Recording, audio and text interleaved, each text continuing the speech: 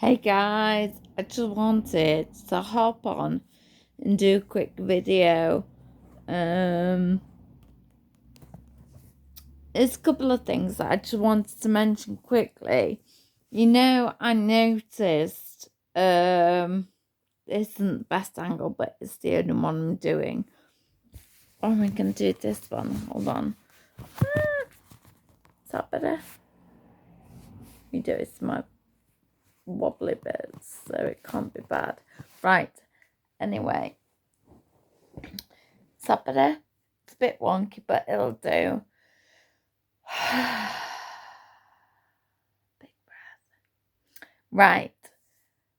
Today I had a GP appointment that my husband phoned up for and got this morning off the back of the advice of another medical person yesterday. I noticed that I've got this problem with my right leg discoloring and being cold in comparison to my other leg. Right. Yesterday, because I know and I'm certain that many of us are guilty of this,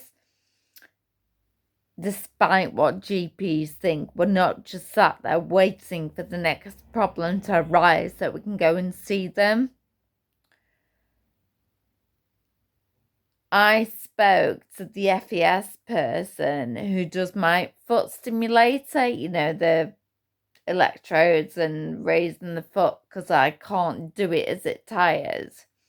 Anyway, so she was obviously so concerned that she phoned me back on a Sunday. I texted her thinking I mustn't forget to text her Monday, so she'll just pick the text up Monday. And then, she'll text me back. Anyway, she didn't. She phoned me and went through a load of questions about my leg. Was it painful? Like, what seemed to have an impact on it? Blah, blah. So we went through that. And she agreed, or she said several times, I should get my GP involved and I should do it like tomorrow, which is today. So I did. So off the back of her advices, like, I didn't just make it up myself. And I have noticed this, like, for a couple of weeks, and it's getting worse. But I decided that I'm not medically trained, so I shouldn't really wait on it and see what if, because that can actually be very detrimental. If you notice something that's wrong, it is always better to be safe than sorry. It's your health, and it's like it could affect you moving forward. So always go and get help. It doesn't matter what anybody says, just go. That's what they're there for. They're there to serve you, and that is what they're in a job for. So anyway, I went to my GP. I actually did a little video because I know that GPs only have a limited amount of time to speak to you. Whilst I was going, I thought I'd basically mention everything. I didn't want to forget anything because I don't get to the GP often. So anyway, I did a little video because I know as I start talking and I start getting fatigued, and in that particular situation, I become desperate to be heard. So I could fixate on something that wasn't even really like a main issue. So anyway, I did a little video, covered everything that I wanted to talk about, because I still get tired, I can't think, my fatigue kicks in, the brain fog mist comes down, it's just a mess. The GP seemed to like that was fine. He reassured me that my right leg looks like Raynaud's, because apparently I've been diagnosed with that in the past. He checked the pulses. Unfortunately, because it is freezing out, the colour on my other leg didn't look great, because I've just got bad circulation anyway, I think. And unfortunately for me, I think that comes from being an ex-smoker. Like, it's 10 years ago, but even still, it wouldn't have helped me. So, whilst he reassured me about that, blah, blah, blah, basically, nothing of what I said. Like, I've come away without any action, any, like, moving forward, blah, blah, blah. He was like, you've come with your husband, you've got your scooter, your little girl. He was basically telling me to concentrate on the good, not the bad, which I do all the time. That is the only reason we achieve what we achieve, because I want to do, I will push myself to do, and like be involved in the world. And I know how lucky I am. I count my blessings. I do gratitudes daily, although I could do them a bit more because I forget. So I really need to get into that and hammer it. But I know how lucky I am. Despite what they think, I'm not sat here like in a mess, shriveling mess of anxiety, waiting for the next thing to go wrong. I'm just very attuned to my body, like I'm sure many of you are. So you know when something's amiss or something changes or whatever. So anyway, I actually left that appointment feeling very misunderstood, very annoyed. So basically, didn't want to get involved because I'm under a chest clinic for other problems that we were discussing, which, you know, is fair play. But anyway, I didn't get on to bang on about that.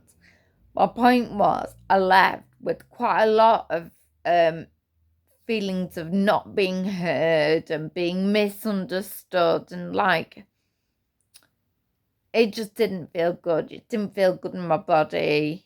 Just so as we were scooting home, I was very reflective because I can't walk, so I was in my scooter. My husband's pushing me around the pushchair and he's on foot. And sorry, I'll just have a sip of my drink because I'm starting to trip over my words. I think I need to be taking more of a breath between what I'm trying to say. Like, I need to be like managing it better.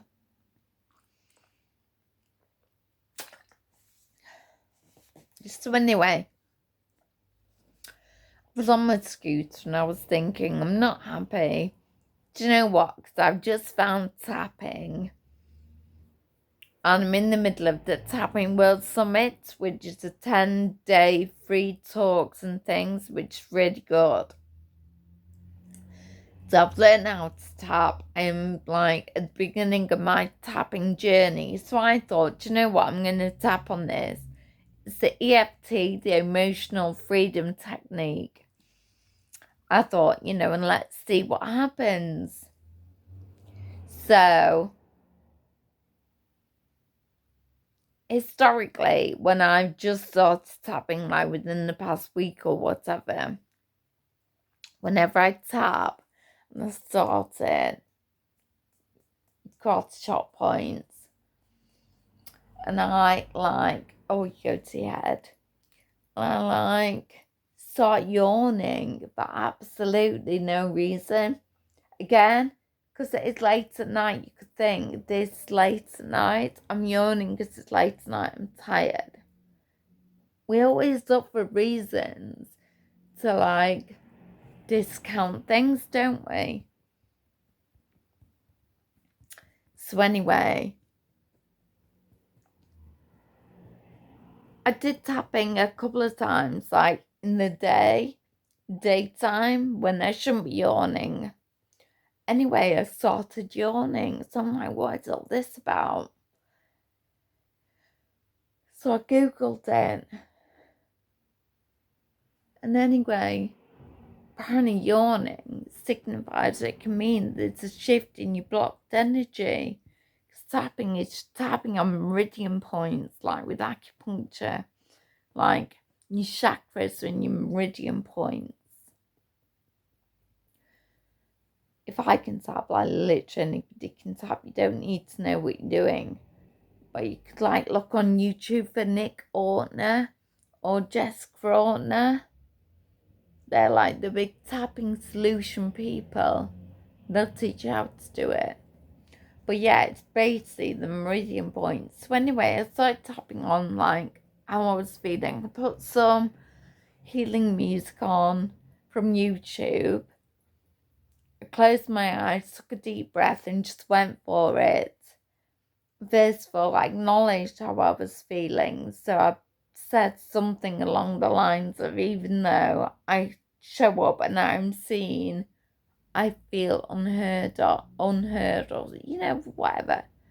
So anyway, I was tapping on how I felt. All these emotions did come up. I'll stop now. So all these emotions came up for me, and I was crying, like warm tears running down my face, and I just kept talking and tapping. Anyway, when I finished, I think the kids said, when I was finished, I feel like now all the chatter has been silenced.